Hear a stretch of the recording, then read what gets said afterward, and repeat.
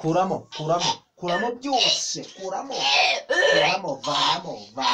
vanamo ibyo wamuhaye byose, ibyo wohereza byose bisohoke mu nda ye, amarozi yose asohoke, imandwa zisohoke, ndategeka imandwa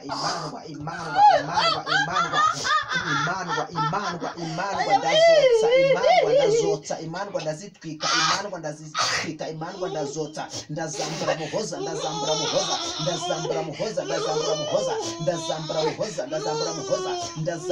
ndazambura ubuzima bwe, none ndategeka murekure, bimuzengurutse murekure, none ritote, none ndategeka faya. Uko mubimenyereye nitwa Uwamariya Chantal kuri channel Ibyiringiro Bishya TV. Uyu munsi rero ndashaka ko twabazaniye abakozi b'Imana babagezaho ijambo n'ubuhamya ku by'Imana yabakoreye. Twagira ngo tubakire, tubahe ikaze na karibu kuri channel Ibyiringiro Bishya TV. Nkuko musanzwe mumenyereye abadukurikira, tubanje kubasuhuza abari hanze mu bihugu bigiye bitandukanye n'abari mu Rwanda. Imana ibahe umugisha, turabashoje. Inshuti zacu zose aho ziri ku isi hose tubanje kubasuhuza mu izina rya Yesu. Ubwo rero tugiye guha abatumirwa bacu ikaze na karibu kuri iyi channel. Reka tubahe bivuge, numva ari abantu bakuru. Urakoze. Turabashuhuje mwese abanteze amatwi kuri iyi channel. Nitwa Nsengiyakarevedaste, nkaba ndi umuvugabutumwa, nkorera umurimo w'Imana muri Living Word Kimironko. Rero tukaba dushimye Imana ku bw'aka kanya baduhaye kuri iyi channel. Tukaba tugiye kubagezaho ijambo ry'Imana riri kumwe n'ubuhamya. Dushima Imana ku by'Imana yadukoreye, dushima Imana ku mirimo y'Imana. Turavugana n'abantu bari bamaze kubona ko imbere yabo bamaze gutakaza ibyiringiro.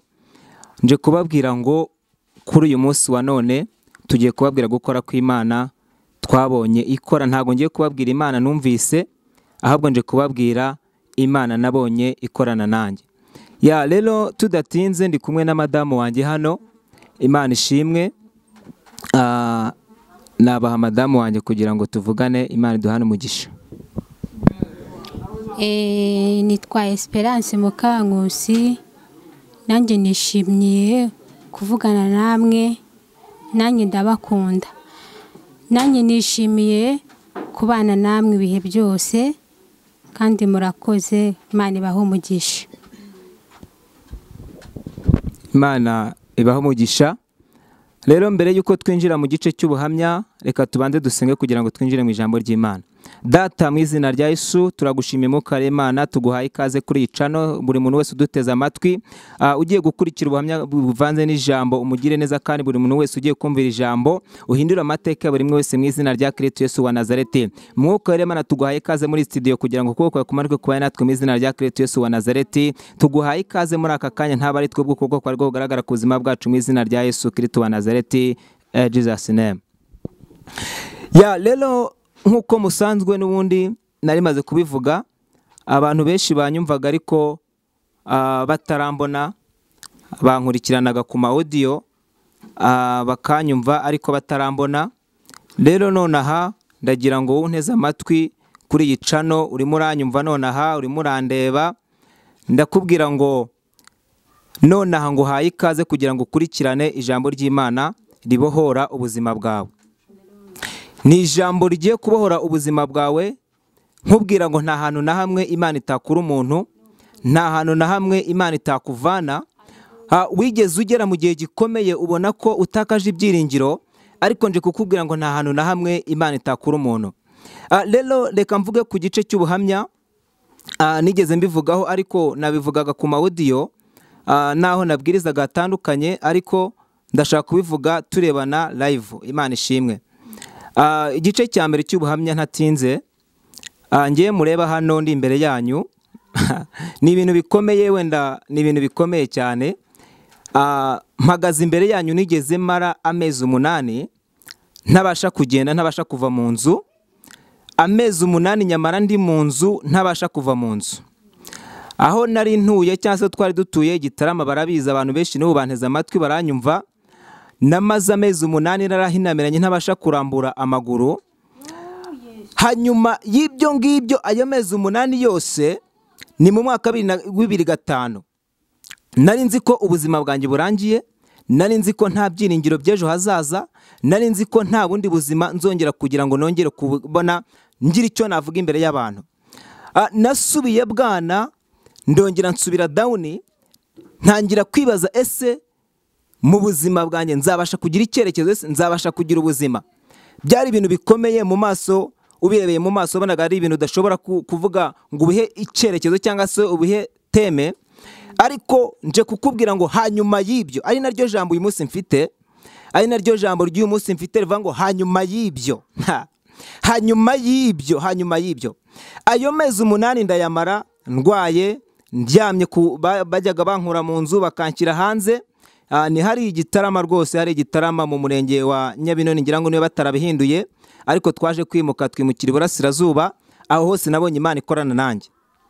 Ayo mezi 8 namaze ntagenda, ntabasha kurambura amaguru, wumvaga ijwi ukaryumvira mu nzu ariko ukabura umuntu. Byari ibintu bikomeye, byari ibintu bikomeye. Narihebye ndavuga ati subu nzongera kuba umuntu muzima. Ndagenda nsubira hasi, umubiri unshiraho, ibintu byose binshiraho, mbese ngeraho numva ko ubuzima bwanjye burangiye. Natakarije amahirwe menshi, mpatakariza amahirwe yo kwiga. Ndavuga ngo ese ubu nanjye nzaba umuntu koko, ese ubu nzabasha kugera ku ruhe rwego? Amashuri aratakaye, ubuzima busubiye hasi, ese icyerekezo cyanjye ni ikihe? Byari ibintu bikomeye. Ariko nge nibazaga ibyo nk'umwana w'umuntu, nibazaga ibyo nk'umwana w'umuntu, nge nabitekerezaga mu bitekerezo byanjye, nkumva ko birangiye, nkumva nta cyerekezo cy'ubuzima. Ariko nyuma y'ibyo Imana yaje kubana nanjye, tuza kwimuka aho ngaho, twimuka ndwaye ya maguru, twimukira iburasirazuba. Amaguru yaje kugera arabyimba, nkajya ngenda ariko ncumbagiye, sinabashaga kugenda urugendo rw'iminota irenze 30, nabashaga guhita mbyimba amaguru. Ariko hanyuma y'ibyo, kuko Imana nifite umugambi, njya nkuna kubwira abantu nkababwira ngo Imana iyo ugufite umugambi w'Imana ukunyuzaho udashaka ariko ukaguhuza n'icyo uzaba cyo. Umugambi w'Imana ukunyuzaho udashaka ariko ukaguhuza n'icyo uzaba cyo. Nanyuze muri ubwo buzima, nkajya ngenda ncumbagira. Ndibuka nigeze mara igihe kinini nk'amezi 3 ngenda mfata ibitambaro nkajya mpambira ku maguru yanjye. Abantu benshi babizi, nagiye mbereka ari inkovu ziragaragara, nkahambira ibisebe, nahambiye ibisebe kugira ngo bitaza kugaragara buri muntu wese mu muhanda. Nkajya mu mirimo itandukanye ariko mfite ibisebe ku maguru yanjye. Ariko nari nzi ko nta buzima nzongera kugira, nari nzi ko nta buzima nzongera kugira ngo mbashe kongera kubaho. Numvaga ko ubuzima bwanjye burangiye, nari nzi ko ngiye kubikimuga. Ariko njyewe natekerezaga nk'umuntu, nkavuga ngo amaguru aramugaye, amashuri aratakaye. Ubu tuvugana nize amashuri 2 yonyine ya primaire, 2 ya primaire yonyine niyo nize. Nari ngiye kwimukira mu mwaka wa 3, Satani ahita agaba ibitero ansubiza hasi, amashuri barahagaze. Ngira ngo mpaguruke nsubire ku ishuri, sanga ababyeyi bamaze gufata umwanzuro, baravuga ngo amahirwe warayatakaje, kuko nabo bararebaga bakavuga ngo nusubira kwiga nta kintu kizabaho, ntabwo tuzabona ubushobozi bwo gusubiza ku ishuri. Mu by'ukuri mu rugo cyangwa se aho navukaga, warebaga mu maso yawe agaragara ukabona ko mbese utabona ibintu bifatika mu maso agaragara. Ariko nje kukubwira ngo Imana ntabwo ireba nk'abantu. Imana ntabwo ireba nk'abantu. Njyewe ayo mezi ngira ngo maze kuzanzamuka, najye kugara kabaraga ariko ncumbagira, ngira ngo nsubire ku ishuri. Mbwira ababyeyi nababwira ati rongeye ku ishuri, ngira ngo nimukire mu mwaka wa 3. Ndibuka rimwe papa arambwira ngo ntago wasubira ku ishuri, ubwo fasha bagenzi bawe, ufashe barumuna bawe, mujye mu mirimo, mushaka ubundi buzima. Mu by'ukuri byari bikomeye. Nararize umunsi wose urira, ntago nzibagirwa. Naramanutse ndagera nicara munsi y'insina, ndarira umunsi wose urarangira. Agahinda karanyica, sinari nzi gusoma. Urumva mu mwaka wa 2 sinari nzi gusoma, sinari nzi kwandika bihagije. Ariko ndavuga ngo ubuzima bwanjye burarangiye. Nyuma y'ibyo ngibyo amashuri ndayareka kuko nkurikiza ibyo ababyeyi bambwiye, kuko nta bundi bushobozi nari mfite bwo kuba nakwishyura amashuri, nta bundi bushobozi nabonaga mu bigaragara kugira ngo mbashe kugira icyo nigezaho.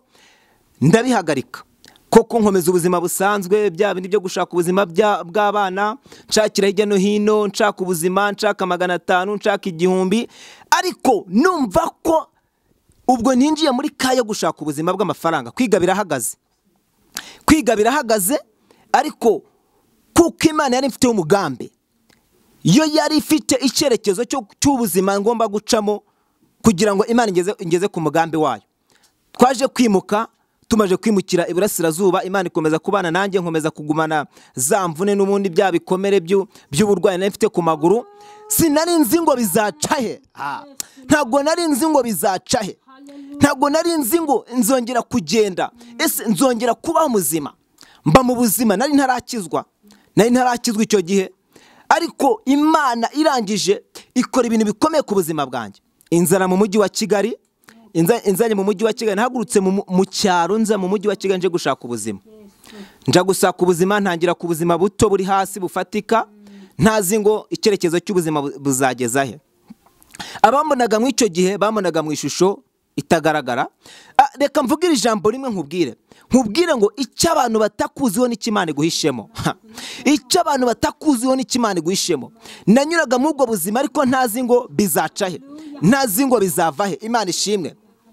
Ariko Imana ibana nanjye, Imana ihagarana nanjye, ikomeza kubana nanjye, Imana ikomeza guhagarana nanjye mu ibyo bihe. Mba mu mujyi wa Kigali, nkomeza gukora ubuzima, ariko Imana iza kumpa agakiza ikamera mu mujyi wa Kigali. Imana ishimwe. Mu mujyi wa Kigali rero niho nakiriye agakiza. Imana ibana nanjye, ikorana nanjye, byari bikomeye, byari ibintu bikomeye, ariko Imana kuko yari ifite umugambi ihagarana nanjye. Hanyuma y'ibyo iryo jambo ry'uyu munsi ndaje ndarivugaho. Hanyuma y'ibyo byose nanyuzemo, Imana impa agakiza. Imana imaje kumereza agakiza, nakoreye umurimo w'Imana muri mujyi wa Kigali, umurimo w'ivuga butumwa. Abantu benshi baranze ibyo n'ibintu hatandukanye, insengero zimwe na zimwe nyinshi ziranze. Nagiye nk'umurimo w'Imana muri mujyi wa Kigali, kandi Imana yagiye ibana nanjye. Hanyuma y'ibyo ngibyo maze kwakira agakiza, Imana inkoresha ibintu n'ibitangaza. Imana mbonye inkoresha ibikomeye, Imana mbonye ihagarana nanjye, Imana mbonye ibohora abantu benshi binyuze muri nge, Imana mbonye ikiza abantu benshi binyuze muri nge, Imana mbonye ikiza indwara, Imana mbonye ibohora abo Satani yagize indiri. Imana yavuganye nanjye amagambo akomeye, irambwira ngo haguruka ugende ubohora abo Satani yagize indiri, haguruka ugende ubohora abo Satani yagize indiri. Imana yahagaranye nanjye muri icyo gihe gikomeye, itangira kunkoresha imirimo n'ibitangaza. Imana itangira kuvugana nanjye, Imana ivugana nanjye amagambo akomeye, irambwira ati nzagukoresha ibikomeye, nzagukoresha imirimo n'ibitangaza. Nkibaza bizacahe. Imana ikambwira ngo nzakubakira, nkibaza bizacahe. Imana ikambwira nzaguha ubuzima, nkibaza bizacahe, kuko nabonaga nta byiringiro. Ariko nasomye ijambo rimwe rikomeye, nsoma ijambo riravuga ngo umuntu wese yari muri Kristo Yesu aba ari icyaremwe gishya. Ngendera kuri iryo jambo, nibuka narifatiyemo amasengesho, ndavuga ngo niba, Imana ishimwe, niba ndi muri Kristo Yesu, koko ngomba kuba icyaremwe gishya, ngomba kuba mushya, ngomba guhinduka, ngomba kuba mushya koko ibyanjye bigahinduka. Icya mbere, Imana yari inkijije. Icya kabiri, Imana impaye agakiza. Icya gatatu, Imana ivugana nanjye, irambwira ngo ngiye kugukoresha ngo utume kuba Satani yagize indiri. Mbonye Imana ikorana nanjye, mbonye Imana ibohora abantu, mbonye Imana ikiza abantu, mbonye Imana ikiza indwara, mbonye Imana ibohora abo Satani yagize indiri, abafashwe n'abadayimoni, abafashwe abagize indiri n'abazimo. Mbonye Imana icagagura imigozi y'abadayimoni binyuze mu kanwa kanjye. Mbonye Imana ihindura amateka y'abantu benshi binyuze mu kanwa kanjye. Mbonye Imana inkoresheje ibitangaza muri mujyi wa Kigali. Mbonye Imana inkoresha ibitangaza kubw'izina ryayo. Mbonye Imana ibohora abantu kubwo guhagarana nanjye. Yavuganaga nanjye ikambwira ngo nzagukoresha imirimo n'ibitangaza, nkibaza bizacahe. Ariko nabonye ikorana nanjye, abantu benshi barakize, abantu benshi barabohotse, abo Satani yagize indiri, abarozwe, abari amarozi, abo Satani arara niga nijoro, abo Satani imizimu yose yafashe ikanigagura, abo bose mbonye abantu babohoka kunyura muri nge. mbonye Imana inkoresha imirimo n'ibitangaza. Ntabwo ari njye wikoresha, ntabwo ari njyewe, ntundebe ngo uvuge ngo ni njyewe wikoresha, ahubwo iyampamagaye niyo ikorana nanjye, iyampamagaye niyo inkoresheje imirimo n'ibitangaza. Abafite indwara zananiranye, icyo kintu cyagufashe mu nda, icyo kintu cyagufashe mu mutwe, icyo kintu cyafashe amaguru yawe, icyo kintu cyafashe amaboko yawe, mbonye Imana ibohora abo Satani yagize indiri, mbonye Imana icagagura imigozi, mbonye Imana ivunagura imbaraga z'abazimu, mbonye Imana ivunagura imbaraga z'amarozi. Ufite amarozi mu nda yawe, ufite amarozi yafashe ubuzima bwawe, mbonye Imana icagagura imbaraga z'umwijima, mbonye ntabwo nzi uko nabivuga. Imana imfashe unyumve, abaneze amatwi yagenwe natandukanye, abari mu bihugu bitandukanye barimo baranyumva, inshuti zanjye ziri muri South Africa, muri China muranyumva, abantu benshi barankurikirana kenshi batandukanye, bari Uganda. Jackie aho uri Uganda urankurikiye, ndimo ndabibona urankurikiye. Nje kukubwira ngo nta kintu na kimwe cyakuraho umugambi Imana ku buzima bwawe. Mbonye Imana ibohora abo Satani yagize indiri. Ufite ikikwicaye mu nda, ufite ikikwicaye mu mutwe, ndakubwira ngo icyo kintu kikumaze igihe kinini, Imana yagicagagura ukagishaka ukakibura. Icyo kintu kicaye mu mugongo wawe, ngo dayimoni zirarazikuniga, ngo imizimu irari gufata mu nda, ngo ufite ibintu bihora bikugenda mu nda, ngo ufite ibintu bihora bikugenda mu maboko. Icyo kintu mbonye Imana ibohora abo Satani yagize indiri kunyura muri njyewe. Ntabwo nitaye kujya bikumazeho, ntabwo nitaye kujya umaze ubabaye. Nje kukubwira ngo icyo kintu kigufashe igihe kinini, icyo kintu kishe amahirwe yawe, icyo kintu kishe ubuzima bwawe. Reka mvugane nawe, nabwiye Imana ndayibwira ngo Mana, niba umpagurukije unkura mu ndiri y'abazimu, umpagurukije unkura aho Satani yari yarankize, nanjye nkoresha mbohora abo Satani yaboshye, mbohora abo Satani yagize indiri. Ibyo mbonye Imana ikorana nanjye, ibyo mbonye Imana ihagarana nanjye. Mbonye abarwaye bakira, mbonye abarozwe bakira, mbonye abo mizimu yafashe yanize babohoka. Ndakubwira ngo iyo dayimoni kwicayemo, iyo dayimoni igufasha amaboko, iyo dayimoni yicaye mu mugongo wawe, icyo kisha amahirwe yawe. Ndavuga nawe nkubwira ngo icyo kintu, ndakubwira ngo icyo kintu cyane kuri ubuzima bwawe. Ntabwo nitaye kugiye kibazo, nabonye Imana ikorana nanjye, iyampamagaye ndayizeye, yambwiye ngo genda ngutumye kuba Satani yagize indiri. Mbonye ikorana nanjye, si umwe si babiri, si umwe si batatu, mbonye Imana ibohora. N'ubu ngubu tuvugana, ndakubwira ngo icyo cyicaye imbere yawe Satani, igira amatwi irumva, kigira amatwi kirumva, nakibwira ngo none hanikira kuri ubuzima bwawe. Icyo cyicaye mu mugongo wawe nikira kuri ubuzima bwawe. Imana yankuruje akadodo, Imana yankuruje akadodo, inkuruza akadodo, haburaga finali gato, byari kuri finali ngo ubuzima bwanjye burangire. Ntabwo nari nzi ko nzabaho, nicyo cyatumye Imana impagurutsa kugira ngo mbashe kubora abo Satani yagize indire. Wabonaga ko birangiye, wabonaga ko wihebye. Ndakubwira ngo ntago Imana iranagizanya nawe, ntago Imana iranagizanya nawe. Imana ishimwe, Imana ihabwa icyubahiro. Uneze amatwi uranyumvira China, uneze amatwi uranyumvira South Africa, uneze amatwi uranyumvira Burundi, uneze amatwi uranyumvira Uganda, inshuti zanjye ziri muri Kongo muranyumva. Ndababwira ngo nta kintu na kimwe gishobora gukura umugambi w'Imana. Hanyuma y'ubwo buzima Imana ikorana nanjye, Imana ihagarana nanjye, irambwira ngo nzakubakira. Byari ibintu bikomeye, nabivuga kano kanya wenda ukumva ni ibintu bigutunguye, ariko byari ibintu bikomeye. Yarambwiraga ngo nzakubakira, nkibaza bizaca. Icyambere nta mashuri mfite, icya kabiri nta buzima bugaragara nari mpagazemo, nkibaza ese bizaca. Imana irambwira ngo nzaguha umugore w'umugisha, kandi nzaguha umugore ukorera Imana, kandi nzaguha umugore w'umukozi w'Imana. Nkibaza bizaca, ariko nabonye Imana ibarana nanjye. Ntago Imana yahagarana nanjye mu kubohora abo Satani yagize indiri ngo nirangiza ibure kuguhagurutsa aho umaze iminsi wicaye. Ntago nzano umaze iminsi wicaye, ariko ndakubwira ngo icyo kimaze iminsi kikwicayeho, ntago nitaye ku gihe kimaze kikwicayeho, ntago nitaye ku gihe kimaze iminsi kikubabaza. Ndakubwira ngo aho ntegeye amatwi uri munyumva, waba uri China, waba uri South Africa, waba uri mu Rwanda, waba uri mu ntara zitandukanye, ndakubwira ngo icyo kintu gifite amatwi kirumva. Ntago nitaye ku gihe kimaze ku buzima bwawe. Imana ivugana nanjye, irambwira ngo nzagukoresha, irambwira ngo nzagukoresha imirimo n'ibitangaza, irambwira ngo nzakubakira. Koko Imana yarabikoze. Ntago ngiye kubivugaho gatoya, murabibona. Ngiye kubivugaho nde ku ijambo rimwe rivuga ngo hanyuma y'ibyo, hanyuma y'ibyo Imana igiye kwerekana ubuzima bwawe. Hanyuma y'ibyo wanyuzemo, hanyuma y'intambara wanyuzemo, hanyuma y'indwara wanyuzemo, hanyuma y'ibyo bimaze iminsi bikuniga, Imana igiye kwiyereka ubuzima bwawe. Imana ivugana nanjye. Hanyuma y'ubwo buzima, hanyuma yo kumbohora, hanyuma yo kunkoresha imirimo n'ibitangaza, ikajya ivuga nanjye kandi ngo nzagukoresha, nzakubakira. nkibaza bizacahe. Byari ibintu bikomeye, ariko Imana ntago ari nk'umuntu ngo ibeshye. Imana ntago ari umwana w'umuntu ngo yicuze. Nasomye ijambo rimwe rikomeye mu gitabo cya Zaburi 118 umurongo wa 5, masanga ijambo rikomeye rivuga ngo kwiringira Uwiteka bigira umumaro kuruta kwiringira abakomeye. Kwiringira Uwiteka bigira umumaro kuruta kwiringira abakomeye. Nahanze amaso Uwiteka, ndavuga ngo Uwiteka niwe byiringiro byanjye.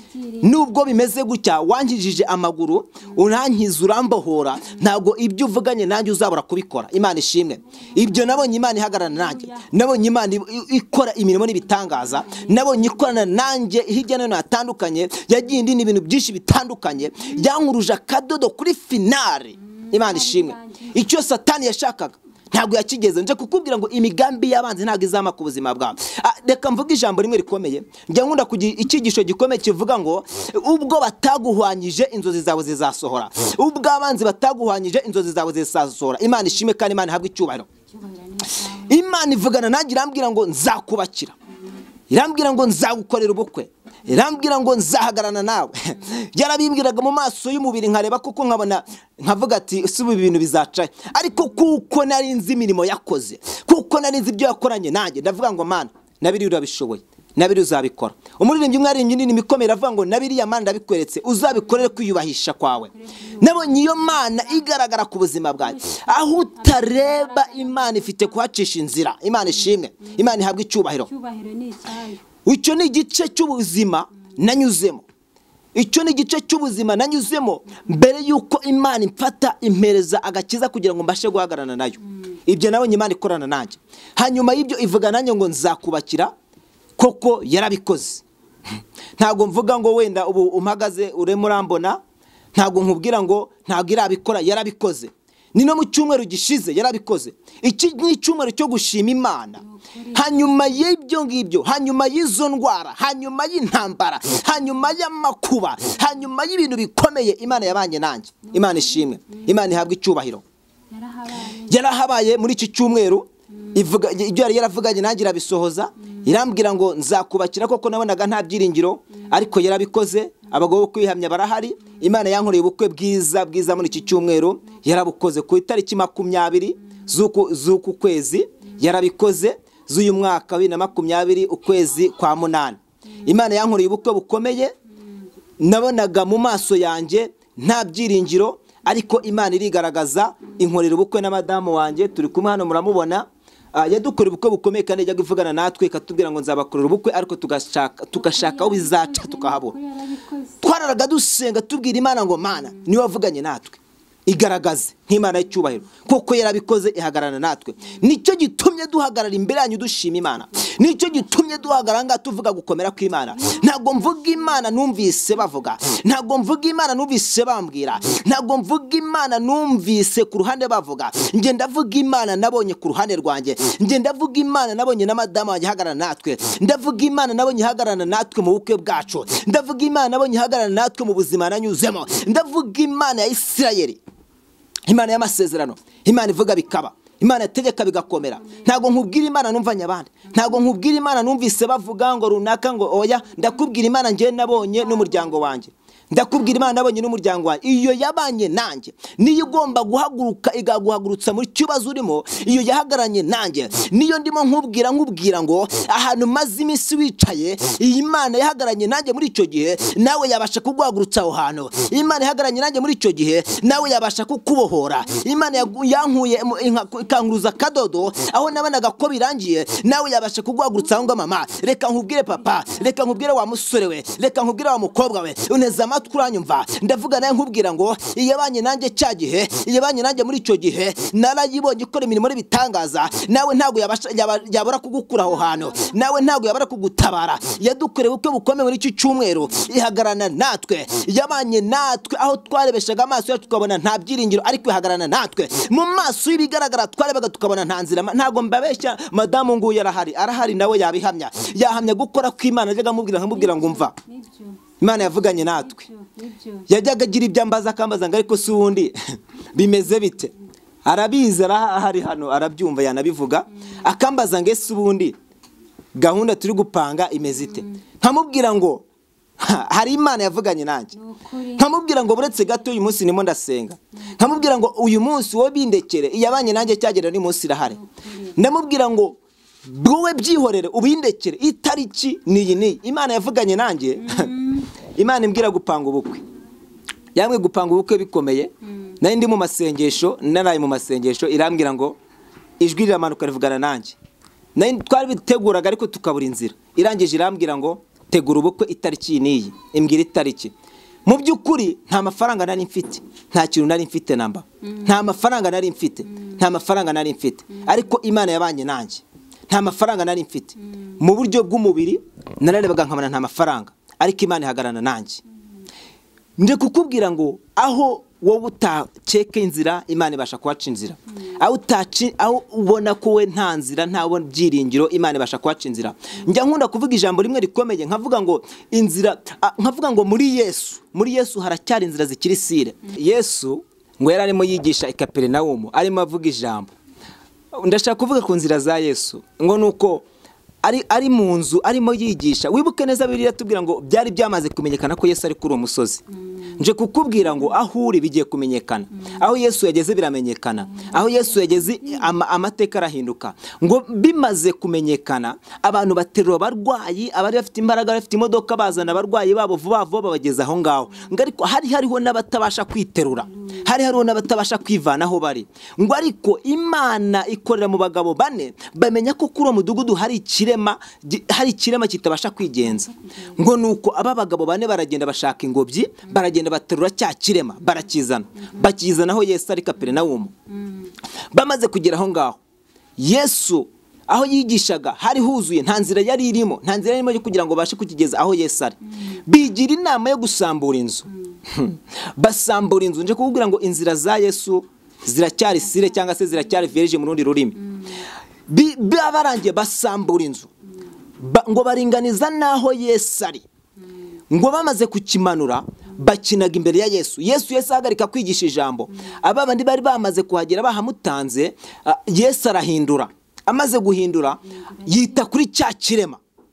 Inzira z'Imana kuko zari zitunguye, bwari ubutabazi kuri ya musozi kugira ngo kiriya kirema gitabarwe. Imana ishimwe. Nje kukubwira ngo hari ubutabazi bugiye kuza butunguye ubuzima bwawe, hari ubutabazi bugiye kuza butunguye urugo rwawe, hari ubutabazi bugiye kuza butunguye amateka yawe. Abantu bakubonaga ntago ejo bazakubona. Imana ishimwe.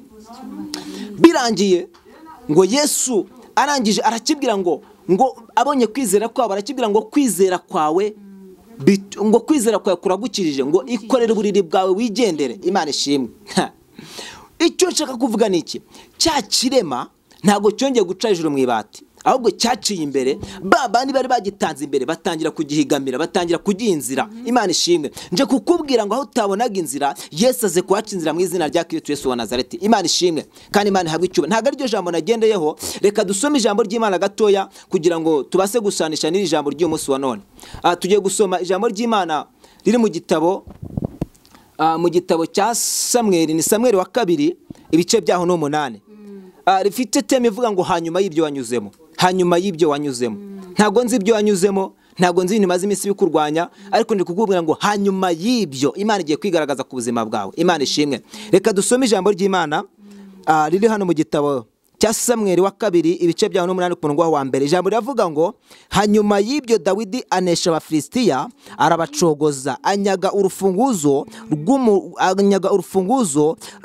rw'umudugudu w'umurwa, arukura mu maboko y'Abafilisitiya. Imana ishimwe. Imana ihabwe icyubahiro. Hanyuma y'ibyo wanyuzemo, hanyuma y'intambara unyuzemo, hanyuma y'ibikurwanya unyuzemo, hanyuma y'amakuba kunyuzemo, hanyuma y'ibyo wabunyuzemo ukabona ko imbere yawe nta nzira, hanyuma y'ibintu wagezemo ukabona ko ubuzima bwawe burangiye, hanyuma y'indwara yakwiziritseho, hanyuma y'ibintu byakwiziritseho bikakugira karande, hanyuma y'icyo kintu cyakwiziritseho, hanyuma y'ibyo bintu birara bikuriga, hanyuma y'ibyo bintu byagufashe mu mugongo, hanyuma y'uwo mutwe udakira, hanyuma y'uwo mugongo udakira, hanyuma y'ayo makuba udakira, hanyuma y'uruvugo ruri inyuma yawe. Nje kukubwira ngo hanyuma y'ibyo Imana igiye kwereka ubuzima bwawe. Dawidi, amateka ya Dawidi ntabwo nayavuga nonaha. Dawidi impamvu Bibiliya ivuga ngo kunesha kwa Dawidi yarwanye n'intambara nyinshi zikomeye. Yigeze agira mu gitabo cya Zaburi 86 umurongo wa 17 asanga ijambo rikomeye rivuga ngo unyereke ikimenyetso cy'ibyiza ngo kugira ngo abanyanga bakireba mwana ngo kuko Uwiteka ntabaye kwamara umubabaro. Dawidi yarwanye intambara nyinshi zikomeye. Iyo dusomye neza muri iki gitabo cya Samuel dusangamo amateka ya Dawidi, uburyo Dawidi yarwanye intambara nyinshi zikomeye. Dawidi akomeza kurwana na Sauli, Dawidi akomeza guhigwa, ariko umugambi w'Imana wari kuri we. Nicyo gitumye mvuga ngo umugambi w'Imana ukunyuzaho udashaka ariko waguza nicyo uzabacyo. Umugambi w'Imana, ndavuga ku mugambi w'Imana. Umugambi w'Imana ukunyuzaho udashaka ariko waguza nicyo uzabacyo. Nubwo waca mu bikomeye, nubwo waca mu ntambara, nubwo waca mu byago n'amakuba, ariko umugambi w'Imana ukunyuzaho udashaka ariko waguza nicyo uzabacyo. Imana ishimwe. Hanyuma y'ibyo wanyuzemo, Dawidi yarwanye intambara nyinshi zikomeye. Arwana n'amakuba, arwana n'idubu, arwana n'intare. Wibuke neza Bibiliya iratubwira ngo Dawidi kwa Yesayi yari umwana wari waratanywe nyuma, yari umwana wari warajugunywe, ariko Imana irangije ihagurutsa Samuel mutuma kwa Yesayi, iramubwira ngo genda mu bahungu ba Yesayi nitoranyirije y'umwana w'umuhungu, nitoranyirije y'umugaragu wanjye. Imana ishimwe. Imana irangije ikorera muri Samuel, aragerageza kwa Yesayi. Yesayi amurika abana be, amurika abahungu be bose, barabungu b'uburanga yaramuritse, yari yarahagaze, mbese yaratonesheje, ariko Dawidi ntiyarazwi. Dawidi yari yarajugunywe, ariko umugambi Imana wamusanze mu ishyamba umuhagurutsayo. Ndavuga ku mugambi Imana, ndavuga hanyuma y'ibyo wanyuzemo. Nje kukubwira ngo hanyuma y'ayo makuba, hanyuma y'izo ntambara, Imana igiye kwereka ubuzima bwawe. Imana ishimwe. Teme y'uyu munsi iravuga ngo hanyuma y'ibyo wanyuzemo, hanyuma y'izo ntambara, hanyuma y'ibyago, hanyuma yo gutotezwa, hanyuma yo gusonza, hanyuma yo kunanirwa, Imana igiye kwereka ubuzima bwawe.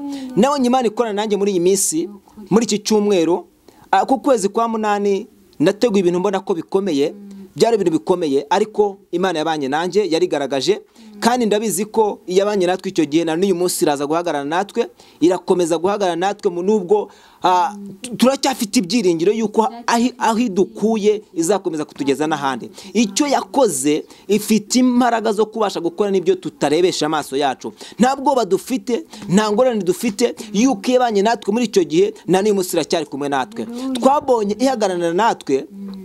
Mu by'ukuri twarahuzaga ibiganiro tukaganira tukavuga ngo ese ubundi twabiretse, ese ubundi twabihagaritse, ariko Imana yari yamaze gutegura. Ariko ku munsi w'ubukwe Imana yarigaragaje, nta gukorwa n'isoni. Imana yarigaragaje, buri kintu cyose kiza mu mwanya wacyo, na n'uyu munsi Imana cyari hamwe natwe. Nicyo gitumye tuza gushima Imana, tuvuga ngo Mana, aho ugejeje ukorana n'uyu munsi uracyari gukora, aho ugejeje ukora iyo yakoze bya bindi na n'uyu munsi uracyahari. Twabonye uhagarara natwe muri kirage na n'uyu munsi urahari, ntabwo dutewe ubwoba. Umuririmbyi indirimbo ikomeye, aririmba indirimbo ikomeye, avuga ngo Yesu arakora, Yesu arakora, ngo kandi ngatuye inyuma y'ibihe, ngo naho ibihe byaza ngo ntabwo bimukuraho, naho ibihe bibi byaza ntabwo bimukuraho, naho ibihe byaza duhagazemo ntabwo bikuraho ko Yesu akora. Yesu akora no mu bihe bibi, Yesu akora no mu bihe bikomeye. Imana ishimwe. Imana yabanye natwe muri iki gihe, ihagarana natwe, ihagarana natwe. Ni ubuhamya bukomeye, ni ibintu bikomeye, ariko turacyashima Imana ko aho igejeje ikora n'umunsi iracyari gukora. Rero madamu nawe ari hano, yabonye Imana ikora ku buzima bwacu. Nawe reka muhe agira icyo avuga kugira ngo dusoze ijambo mu izina rya Yesu. Imana yakoze ibintu bikomeye cyane, aho nari ndi kubona byari birangiye, mbona birangiye bikomeye, ndavuga ati nimbona bishoje nzashima Imana. Nukwinda kubwira wikitekere icyizere, nukwinuguma ku Mana, Imana izabigukorera. Nupanga ibintu utategereze ku mwana w'umuntu, Yesu azabigukorera. Hanga amaso Uwiteka, ureke kuyahanga ku mwana w'umuntu. Yanga ku mwana w'umuntu ntagikina gukorera, agushyiraho icyizere ko azabigukorera, ariko ntabigukore bikarangira atabigukoreye, ariko Imana yo mu ijuru irabigukorera. Murakoze, Imana ibahe umugisha. Imana ishimwe rero, kandi turakomeje kuvuga gukora kw'Imana. Turacyari mu buhamya bukomeye, ntago ari ahangaha burangiriye, ubuhamya baracyari burebure, ariko turacyari kuvuga gukora kw'Imana, turavuga gukomera kw'Imana. Imana ishimwe kandi Imana ihabwe icyubahiro. Amazina ni Nsengiyakarevedaste, Evangeliste Nsengiyakarevedaste, kandi dukomeje gushima Imana. Reka dusenge dusoza ijambo kugira ngo ukuboko kw'Imana gukomeze kubana natwe mu izina rya Yesu. Data, mu izina rya Yesu rifite imbaraga n'ubutware n'ubushobozi, turagushimiye kubw'ijambo rya rikomeye ritambutse kuri iyi cano. Turagushimiye kuri buri wese waruteze amatwi iyi jambo ry'Imana. Turagushimiye buri muntu wese waruteze ubu buhamya tunyuje kuri iyi cano, abateze amatwi iyi cano bari hirya no hino hatandukanye, bari mu bihugu bitandukanye, mu gihugu cy'u Rwanda, mu ntara zitandukanye, abari mu Uganda, abari South Africa, bari mu Bubiligi, mwese muneze amatwi muranyumva. Mwese ndababwira ngo nta hantu namwe Imana itakura umuntu. Dushimye Imana ko Imana yahagaranye natwe, nawe uyu munsi yagukura aho ubona nta byiringiro, ubona nta nzira. Dushimye Imana muri aka katubwira Imana ngo Mana komeza uhagarane natwe, ukomeze uhagarane natwe, dukoreshe imirimo n'ibitangaza, ukomeze ukorane natwe mu izina rya Kristo Yesu Nazareti. Duhaye mwuka wera Imana ikaze kugira ngo akomeze agira neza abantu bose. Wewe warunaniwe ndakubwira ngo imbaraga z'Imana zikwambare, aho uri mareke Imana gukoreho. Wewe warurwaye ndakubwira ngo haguruka muri iyo ndwara, daimoni yagufashe, daimoni yakuzikiye muri iyo ndwara, ndakubwira ngo icyo kintu kimaze iminsi kigufashe, icyo kimaze iminsi kikuziritse, ndakibwira ngo none kire kuri ubuzima bwawe mu izina rya Yesu Kristo. Ndabwira buri kintu cyose cyicaye ku buzima bwawe, ndategeka imbaraga y'umwijima, ndategeka imbaraga z'amarozi, ndategeka imbaraga z'abazimo, ndabwira iyo mbaraga ngo nikure kure, icyo kirara kikuniga, icyo kirara kikurwanya, icyo kirara kikwica, icyo kisha amahirwe yawe, ndavuga ngo nikire kure mu izina rya Yesu Kristo. Ndategeka daimoni wowe unaniza abantu, ndagutegeka none rekura. Wowe warurwaye ndavuga ngo haguruka muri ibyo bitaro, wewe warunaniwe, wowe warumaze gucika intege, akira